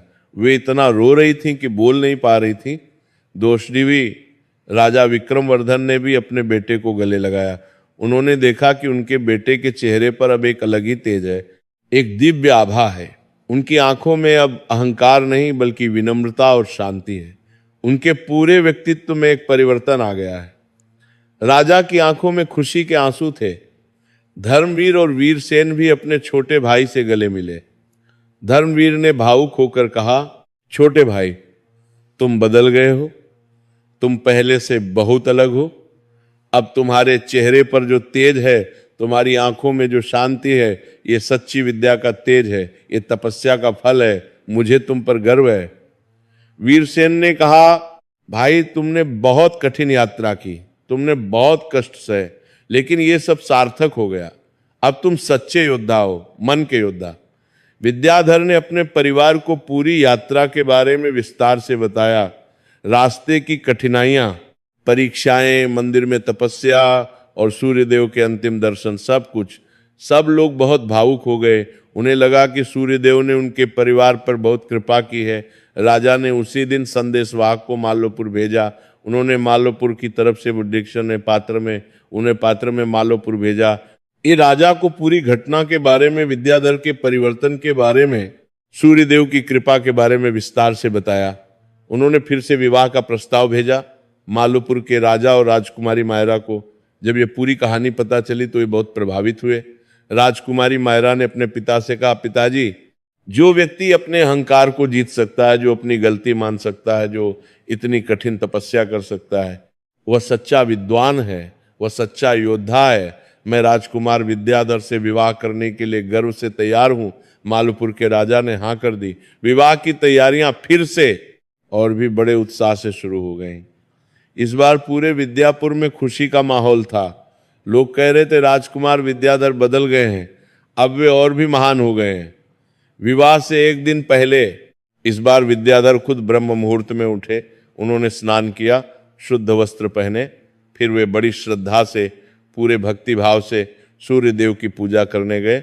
उन्होंने बहुत ध्यान से, प्रेम से पूजा की थाली सजाई, फूल, धूप, दीपक, प्रसाद, सब कुछ। उन्होंने सूर्य देव को जल अर्पित किया, मंत्रों का उच्चारण किया। फिर उन्होंने हाथ जोड़कर प्रार्थना की, हे सूर्य देव, हे प्रभु, आपकी कृपा से मेरा जीवन बदल गया। आपने मुझे नया जन्म दिया। कल मेरा विवाह है, आपका आशीर्वाद बना रहे, मेरा वैवाहिक जीवन सुखमय रहे। मैं और मेरी पत्नी मिलकर धर्म के मार्ग पर चलें, हम समाज की सेवा कर सकें, यही मेरी प्रार्थना है। राजपुरोहित और दरबार के अन्य लोग ये देखकर बहुत प्रसन्न हुए। उन्हें लगा कि सच में राजकुमार बदल गए हैं। ये वही विद्याधर नहीं है जो कुछ महीने पहले थे। विवाह का दिन आया। इस बार सब कुछ बहुत शुभ रहा। पूरे विद्यापुर को दुल्हन की तरह सजाया गया।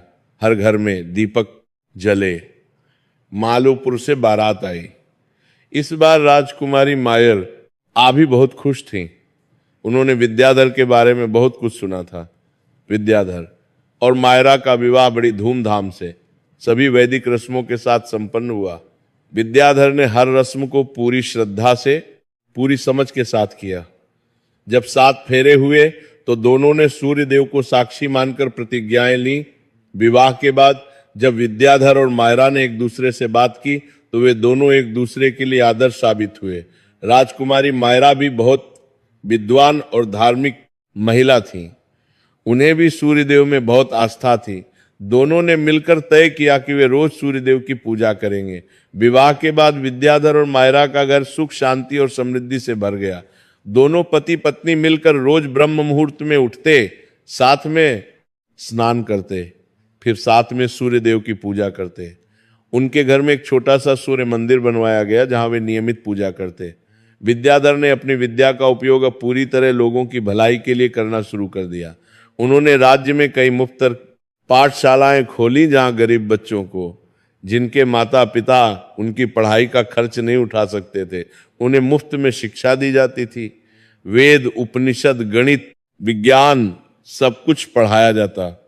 उन्होंने वैद्यों को प्रशिक्षित किया और राज्य के हर कोने में मुफ्त चिकित्सालय खोले जहां गरीब लोग मुफ्त में इलाज करवा सकते थे। उन्होंने किसानों को नई कृषि तकनीकें सिखाई। उन्होंने बताया कि कैसे बेहतर तरीके से खेती की जाए, कैसे फसल को कीड़ों से बचाया जाए। इससे राज्य में अनाज का उत्पादन बढ़ गया, किसान खुशहाल हो गए।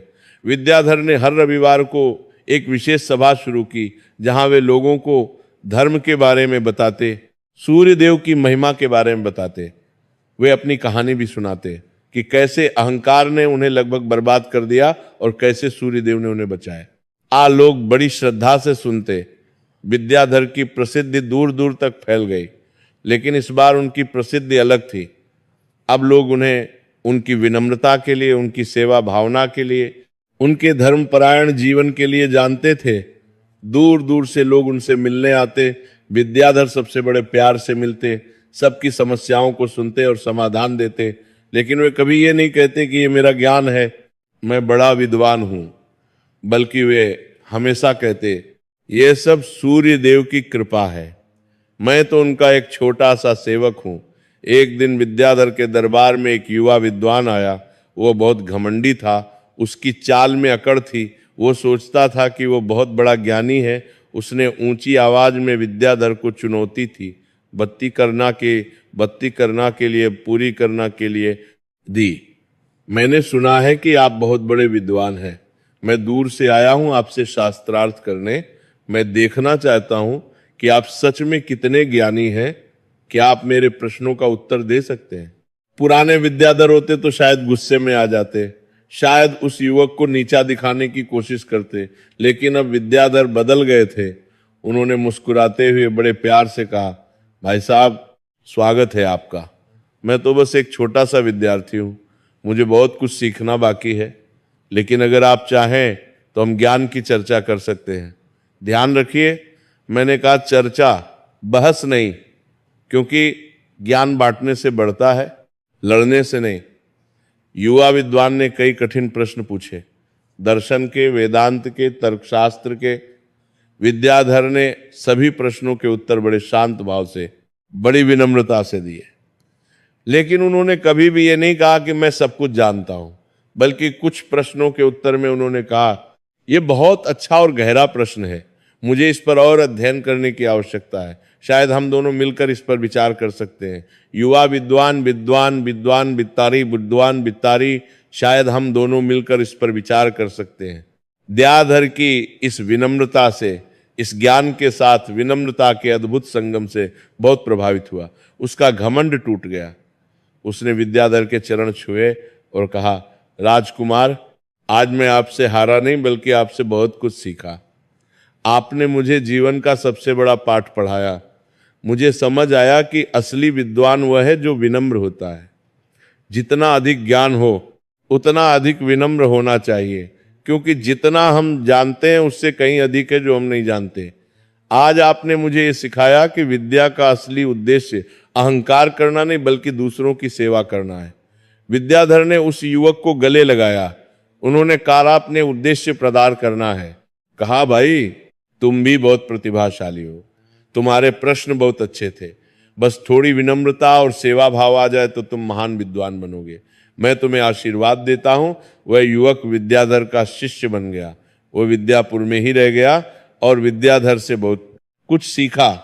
कुछ साल बीत गए।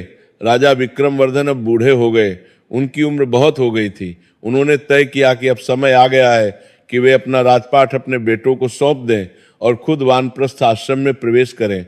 उन्होंने एक बड़ी सभा बुलाई।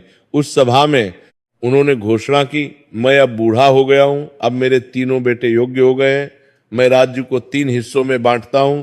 धर्मवीर को धार्मिक कार्यों की, मंदिरों और यज्ञों की जिम्मेदारी सौंपता हूं। वीरसेन को सेना और राज्य की सुरक्षा की जिम्मेदारी देता हूं और विद्याधर को शिक्षा, न्याय और प्रशासन की जिम्मेदारी सौंपता हूं। तीनों भाई मिलकर राज्य चलाएंगे। तीनों भाइयों ने अपने पिता की बात मानी। वे तीनों मिलकर बहुत प्रेम और सहयोग से राज्य चलाने लगे। कोई आपस में ईर्ष्या नहीं, कोई लड़ाई नहीं। तीनों एक दूसरे का सम्मान करते और साथ मिलकर फैसले लेते। विद्याधर ने न्याय व्यवस्था को बहुत सुधारा। उन्होंने ऐसे नियम बनाए कि हर व्यक्ति को, चाहे वो राजा हो या रंक, सबको समान न्याय मिले। उन्होंने शिक्षा पर बहुत जोर दिया। राज्य में हर गांव में पाठशाला खोली गई। विद्यापुर की प्रसिद्धि पूरे देश में फैल गई। लोग कहते थे, विद्यापुर स्वर्ग का एक टुकड़ा है, वहां धर्म, विद्या, न्याय और शांति का राज है। वहां के राजकुमार विद्याधर महान हैं। विद्याधर और मायरा के 2 सुंदर पुत्र हुए। बड़े का नाम रखा गया तेजस्वी और छोटे का नाम रखा गया विनय। विद्याधर ने अपने बच्चों को बचपन से ही अच्छे संस्कार दिए। उन्होंने अपने बच्चों को सिखाया कि विद्या और विनम्रता साथ साथ चलनी चाहिए। उन्होंने अपने बच्चों को रोज सूर्य देव की पूजा करना सिखाया। उन्होंने अपनी कहानी भी अपने बच्चों को सुनाई। एक दिन जब तेजस्वी 10 साल का हो गया तो विद्याधर उसे उस सूर्य मंदिर ले गए, उस साल के ऊपर को। मंदिर में जहां उन्होंने एक 108 दिनों की तपस्या की थी। ये एक लंबी यात्रा थी, लेकिन विद्याधर चाहते थे कि उनका बेटा वह स्थान देखे। जब वे मंदिर पहुंचे तो तेजस्वी बहुत प्रभावित हुआ। मंदिर की भव्यता, समुद्र की लहरें, सूर्यदेव की दिव्य मूर्ति, सब कुछ अद्भुत था। विद्याधर ने अपने बेटे को वहां बैठाया और अपनी पूरी कहानी विस्तार से सुनाई। कैसे वे अहंकार में डूबे थे, कैसे उन्होंने सूर्यदेव का अपमान किया, कैसे उन्हें दंड मिला, कैसे उन्होंने यात्रा की और कैसे यहां तपस्या करके उन्हें ज्ञान मिला। तेजस्वी ने बहुत ध्यान से सुना। उसकी आंखें भर आईं। उसने कहा, पिताजी, आपकी ये कहानी मैं हमेशा याद रखूंगा। मैं आपसे वचन देता हूं कि मैं कभी अहंकार नहीं करूंगा। मैं हमेशा विनम्र रहूंगा। मैं रोज सूर्य देव की पूजा करूंगा। विद्याधर ने अपने बेटे को गले लगाया। उन्हें लगा कि उनका जीवन सफल हो गया।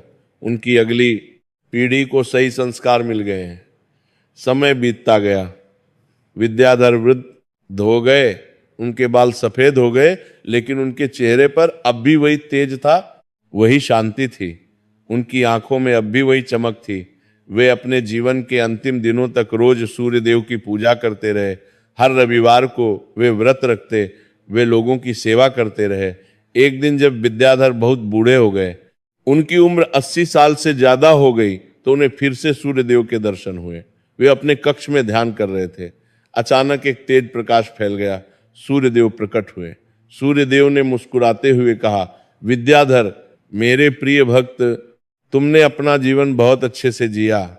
तुमने अपनी गलती से सीखा। तुमने अपना पूरा जीवन धर्म और सेवा में लगाया। तुमने अपनी विद्या का उपयोग लोगों की भलाई के लिए किया। मैं तुम पर बहुत प्रसन्न हूं। तुम्हारा जीवन आदर्श है। अब तुम्हारा समय पूरा होने वाला है।